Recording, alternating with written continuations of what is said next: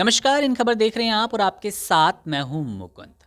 BJP के लिए आज की सुबह सुनहरी रहने वाली है। बेशक एमसीडी चुनाव में कड़ी टक्कर जरूर दी, लेकिन अपनी सरकार को बचा ना पाई हो। गुजरात, हिमाचल के शुरुआती रुझान आने शुरू हो गए हैं और बीजेपी के लिए यहां अच्छे संकेत देखने को मिल रहे हैं। 8:44-45 का ये कुछ समय है और बीजेपी गुजरात, जो कि उनका गढ़ भी माना जाता है, उसमें शुरुआती रुझानों में ही बहुमत हासिल कर चुकी है। 110 और 105 का ये आंकड़ा रह रहा है जहां पर बीजेपी पहुंच चुकी है। आप सोच सकते हैं 1 घंटे से कम के समय में ये बम्पर जीत की तरफ अग्रसर हो रही है।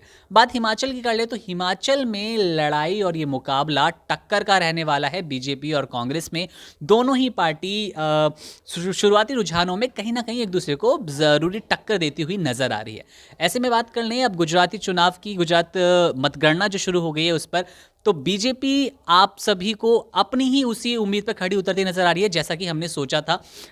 वैभव हमारे साथ है, हमारे साथ विद्याशंकर सर हैं, जो उन्होंने लंबे समय तक गुजरात की जनता की नस टटोली है, लंबा समय गुजरात में बिताया है, वहां से उनके मनोभाव को समझा है और पार्टी और बीजेपी वापस क्यों सत्ता में आए उन सब पे हम चर्चा करेंगे। वैभव, पहले आपको आंकड़े बता देंगे किस तरह से बीजेपी लीड ले रही है गुजरात में और हिमाचल में ऐसी क्या कमी रह गई कि जो कांग्रेस पार्टी है वो टक्कर दे रही है। वैभव, आंकड़े बता दीजिए हमारे दर्शक। देखिए 8 बजे से मतगणना चालू हो गई है। 8 से 8:30 के बीच में अभी पोस्टल बैलेट की मतों की गिनती हो रही है। उसके बाद 8:30 के बाद बैलेट पेपर की गिनती होगी।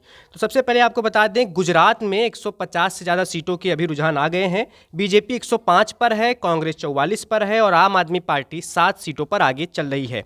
तो गुजरात का एग्जिट पोल में भी ऐसा ही दावा था कि 133 से 150 के आसपास बीजेपी जा सकती है। तो गुजरात में तो कोई मुकाबला दिख नहीं रहा। हाँ, हिमाचल में कांटे की टक्कर दिख रही है। हिमाचल में बागी बीजेपी को काफ़ी नुकसान पहुंचाते हुए शुरुआती रुझानों में दिख रहे हैं। हिमाचल की अभी तक की जो रुझान आए हैं उसमें कांग्रेस 28 सीटों पर आगे चल रही है, बीजेपी 25 सीटों पर आगे चल रही है और अन्य 4 सीटों पर आगे चल रहे हैं। हम कह सकते हैं कि गुजरात में तो मुकाबला एक तरफा होता दिखाई दे रहा है और जैसा कि एग्जिट पोल भी यही उम्मीद जता रहे थे, हिमाचल में भी वही हो रहा है जो एग्जिट पोल दिखा रहे थे कि दोनों पार्टी कड़ी टक्कर देगी। हम सर से बात करेंगे, वैभव हम आपके पास लौट रहे हैं, लेकिन गुजरात की जो जनता जैसा मूड बनाया था एग्जिट पोल में, उन्होंने जो दिखाया था, आपने लंबे समय तक गुजरात कवर किया है और मतगणना रिजल्ट भी वैसा ही दिख रहा है। देखिए अभी शुरू का रुझान है, थोड़ा सा वेट करना चाहिए, लेकिन अभी जो मैं अलग अलग चैनल्स पे रुझान देख रहा था और इसी का भी रुझान देख रहा था, उसके मुताबिक निश्चित रूप से जो एग्जिट पोल आए हैं उसी के मुताबिक बीजेपी काफ़ी आगे है। हाँ, ये बात हो रही थी जैसे आम आदमी पार्टी ने जितना एग्रेसिव प्रचार किया था गुजरात में, लग रहा था जैसे वही टक्कर दे रही है, तो लेकिन ज़मीन पे ऐसा नहीं था। जब हम लोग गए थे वहाँ पे देखे थे तो ज़मीन पे ऐसा नहीं था, कांग्रेस ही टक्कर दे रही थी और कांग्रेस ही टक्कर में नज़र आ रही है। 45-46 सीटों पर कांग्रेस लीड ले रही है, 105 से 110 सीटों पर बीजेपी लीड ले रही है और ये 6-7, 5 से 7 के बीच में झूल रहे हैं। 1 घंटे में तस्वीर साफ हो जाएगी। आम आदमी पार्टी गुजरात में सूरत के कुछ सीटों पे अच्छी टक्कर दे रही है बीजेपी को। बहुत शुरुआती रुझान है सर, लेकिन तस्वीर तो कहीं ना कहीं क्लियर होती नजर आ रही है। रुझानों में ही बहुमत का आंकड़ा बीजेपी प्राप्त कर चुकी है। एक बात यहाँ पे जो और एड ऑन मैं करना चाहूंगा कि आम आदमी पार्टी को बहुत ज़्यादा उम्मीद तो नहीं है चुनाव जीतने की, लेकिन वो कह रही है कि हम राष्ट्रीय पार्टी बनने जा रहे हैं।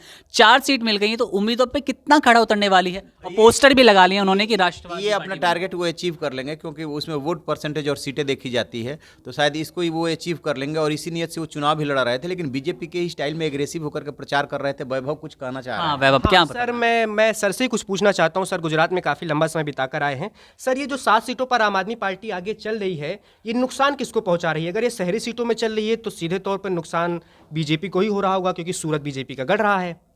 निश्चित रूप से देखिए, शहरी क्षेत्र में यदि ये टक्कर दे रहे हैं और ये 7 सीट है, 5 सीट है, यदि ले आते हैं तो इनका तो प्लस ही है, तो माइनस किसका है? सूरत में पिछली बार बीजेपी को 12 शहरी क्षेत्र में सीटें हैं, 12 की 12 मिली थी और यदि 4 उधर ग्रामीण क्षेत्र की भी जोड़ लीजिए तो 16 थी, उसमें से 1 कांग्रेस को गई थी, बाकी 15 इनको मिली थी। तो यदि वो यहाँ से सीट गेन करते हैं, लेते हैं, तो बीजेपी को सीधे सीधे नुकसान है। और उधर जिस तरीके से कांग्रेस पिछले चुनाव में 77 सीटें ले आई थी, अब वो यदि 50 तक सिमट जाती है तो कांग्रेस को नुकसान हो रहा है, दोनों को नुकसान हो रहा है। गुजरात से सर थोड़ा परे मैं चल के हिमाचल में बात करना चाहूँगा कि अभी जो रुझान आ रहे हैं उसमें कांग्रेस बढ़त लेती नजर आ रही है, तो क्या ये परंपरा बरकरार रहने वाली है हिमाचल की, या बीजेपी खेल कर पा रही है कुछ? देखिए, अभी कुछ भी कहना थोड़ी सी जल्दीबाजी होगी, क्योंकि उत्तराखंड में जिस तरीके से बीजेपी ने किया था उसके बाद उसको ये उम्मीद जगी थी कि हिमाचल में भी कर सकते हैं, क्योंकि पहाड़ी राज्यों की ये तासीर रही है, ये उनकी सोच रही है कि हर बार वो रोटी बदल देते हैं, पलट देते हैं, वैसा ही पलट देंगे। लेकिन उत्तराखंड में अब की बार ऐसा नहीं हुआ था जब मार्च में चुनाव हुआ था। तो हिमाचल के बारे में वीरभद्र सिंह जो कांग्रेस की स्टालवार्ट है वो रहे नहीं, उनकी पत्नी प्रतिभा के नेतृत्व में ये चुनाव लड़ा गया है, उन्होंने भी बहुत मेहनत की है। और यदि कांटे की भी टक्कर दे रही है कांग्रेस, तो किसी भी करवट ऊंट बैठ सकता है, चाहे इस करवट या उस करवट, किसी भी करवट बैठ सकता है। वहाँ पे ज़्यादा इनको नुकसान हो रहा है बागियों की वजह से। हिमाचल में मैं कुछ जोड़ना चाहूँगा। हिमाचल के नतीजे आपको थोड़ा जल्दी पता चल जाएंगे, क्योंकि वहाँ पे औसतन सीटें जो हैं, वहाँ पे मतदाताओं की संख्या 80 से 90 हज़ार की ही है, तो वहाँ पर रुझान बहुत जल्दी ही जीत में तब्दील हो जाएंगे। और हाँ, हिमाचल में कांग्रेस कड़ी टक्कर दे रही है। 1985 से रिवाज रहा है कि हर 5 साल में बीजेपी कांग्रेस, प्रेम कुमार धूमल बीजेपी की तरफ से और वीरभद्र सिंह कांग्रेस का नेतृत्व करते थे। इस बार दोनों ही चुनाव में नहीं है। वीरभद्र सिंह की मौत हो चुकी है, प्रेम कुमार धूमल चुनाव से हट चुके हैं, उनको टिकट नहीं दिया गया है, पिछली बार वो हार भी गए थे। अच्छा, तो वैभव आपने भी गुजराती जनता का मूड समझने की कोशिश की, उनका मन समझने की कोशिश की। अब गुजरात में अब अगर हम आंकड़ों का विश्लेषण करें और राजनीति को थोड़ा समझे, तो ये होता है कि या तो सत्ता बचाने के लिए वोटिंग ज़्यादा होती है या फिर उस सत्ता को बदलने के लिए, तो वोटिंग भी उतनी अच्छी प्रतिशत नहीं हुई। तो क्या गुजरात की जनता बीजेपी को हटाना नहीं चाहती और नई पार्टी को देखना भी नहीं चाहती? ऐसा कुछ मूड समझ आ रहा है जनता का? गुजरात में बीजेपी की रणनीति अगर मैं बात करूं, बीजेपी की जनता की रणनीति के लिए बीजेपी की रणनीति तो ये थी कि बीजेपी ने सीधे तौर पे भूपेंद्र पटेल जो उनके सीएम चेहरा हैं, सीएम फेस हैं, उनको उन्होंने किसी भी इंटरव्यू में नहीं जाने दिया। भूपेंद्र पटेल का आपने एक भी इंटरव्यू नहीं देखा होगा। पूरा चुनाव नरेंद्र मोदी के चेहरे पर लड़ा गया है। ये जो चुनावी परिणाम आएगा, ये नरेंद्र मोदी के चेहरे पर आया नतीजा आएगा। अगर कितना नतीजा रहता है, गुजरात की जनता प्रधानमंत्री मोदी को कितना पसंद करती है, वो आज पता चल जाएगा।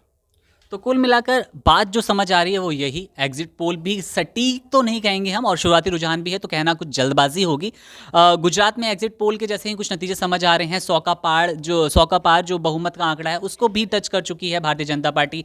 हिमाचल में कांग्रेस टक्कर देती नजर आ रही है। जो शुरुआती आधा घंटा था तो बीजेपी फाइट कर रही थी, बीजेपी कांग्रेस से आगे चल रही थी, बढ़त बनाए हुए थे, लेकिन अब हम देख रहे हैं कि आंकड़े कुछ ठहर से गए हैं। 28 पर कांग्रेस शुरुआती रुझानों में बढ़कर चलती नजर आ रही है, वहीं बीजेपी पिछड़ती नजर आ रही है। 26 का आंकड़ा ही बीजेपी को मिल पाया है। आम आदमी पार्टी को वहां कोई सीट हासिल नहीं हुई है, अन्य को 5 जरूर मिल गई है। गुजरात के आंकड़े एक बार हमारी जनता को बता दीजिए। गुजरात में 101 सीटों पर बीजेपी आगे चल रही है, कांग्रेस 47 पर और आम आदमी पार्टी 8 पर। हिमाचल के मैं आपको कुछ चीज़ें बता दूं कि हिमाचल में 5 अन्य आगे चल रहे हैं और 5 अन्य ये वही होंगे जो बीजेपी के बागी हैं, जिनको बीजेपी ने टिकट नहीं दिया। तो ऐसा अगर होता है, चुनावी नतीजों में बागी ही जीत जाते हैं, तो वो बीजेपी में ही आखिरकार शामिल हो जाएंगे।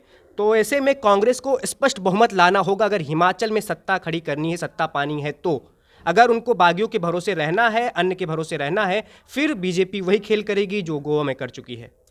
तो सर एक सवाल आपसे कि हिमाचल में जैसे वैभव ने बागियों की बात की, अगर बीजेपी को बहुमत का आंकड़ा नहीं मिलता तो वो बागी क्या समर्थन में आ जाएंगे बीजेपी के, या फिर बीजेपी के लिए यहाँ पर मुश्किलों भरा रहने वाला है अपनी सत्ता को बचा? देखिए, बीजेपी ने उन विधायकों का टिकट काटा था जिनके बारे में जो उनका इंटरनल सर्वे था उसमें ये था कि लोगों की नाराजगी है। अदरवाइज तो उनका कह सकते हैं मन से जुड़ाव तो बीजेपी से है ही, और उन्हें लग रहा था कि मैं जीत जाऊंगा, तो यदि वो बागी हैं तो उनको बीजेपी से जुड़ने में कोई दिक्कत नहीं होगी। तो तस्वीर अब हम कह सकते हैं कि रुझान जैसे जैसे आगे बढ़ते जाएंगे हम आपको वो भी क्लियर करते जाएंगे।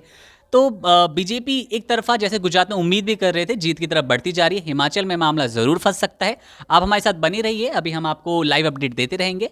नमस्कार। इन खबर चैनल को सब्सक्राइब करें।